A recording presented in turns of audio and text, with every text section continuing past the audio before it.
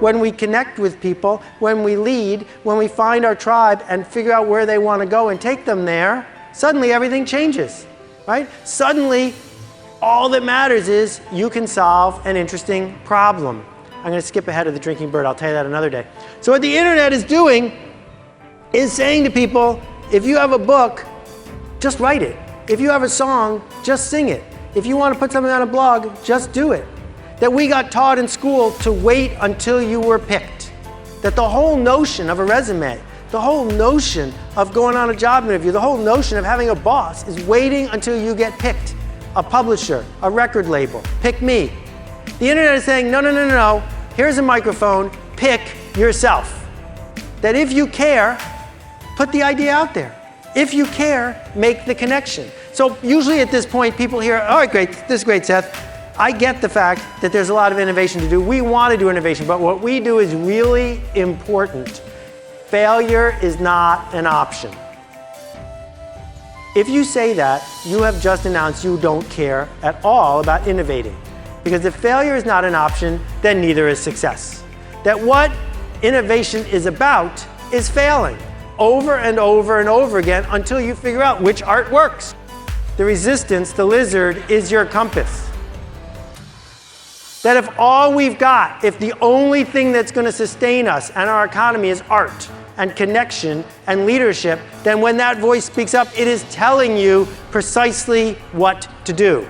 The opposite of what it wants you to do. This is hard for us because art is strange. We don't understand that art is about doing gifts, not favors, not presents, but presenting gifts to people. Here, my best work, take it. Because that's what artists do. They have to share it. There's a coffee shop in London called Proof Rock. And they have one of those frequent buyer cards. You get 8 punches, you get a free cup. He put his 8 biggest competitors on there. You get coffee from his 8 biggest competitors, cup's on him. Do you think he called them up and said, I'll trade you, you do this, I'll do it? No, he just did it because he cares more about coffee and he cares more about his customers than he cares about how to get another nickel. I went to see Levon Helm in concert and I looked up, it was a little theater, and there, Donald Fagen on piano. And I'm saying to myself, how much did Levon Helm have to pay Steely Dan's Donald Fagen to come to his little theater on a Saturday night and play the piano? And I went, idiot, he didn't have to pay him anything. Because it's like the farmer's market at the end of the day. Those carrots either get given away or they get thrown out. Donald Fagen's sitting in our home on a Saturday. Is he going to play tonight or he's not going to play that night ever again?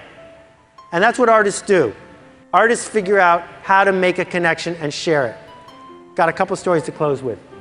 I was in Boston this morning. Every time I go to Boston, I realize I should have done the opposite of what I did, drive or fly.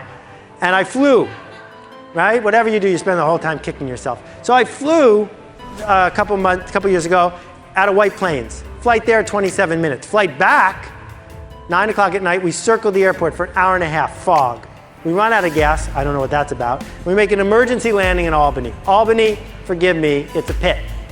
And so we're sitting there, the pilot comes on and says, we're gonna be here for an hour and a half, 2 hours, then we think we'll be able to fly back. Maybe we'll get home at midnight.